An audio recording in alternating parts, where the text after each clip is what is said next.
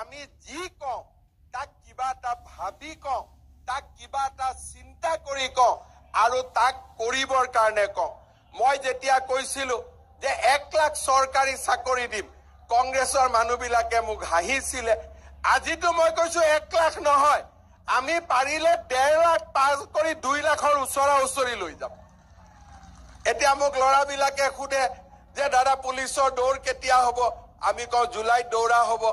1 লাখ চাকৰি দিয়ে 35,000 আৰু 1,35,000 চাকৰি শেষ কৰিয়ে 2 লাখৰ কাৰণে আমি যাত্ৰা আৰম্ভ কৰি দিম।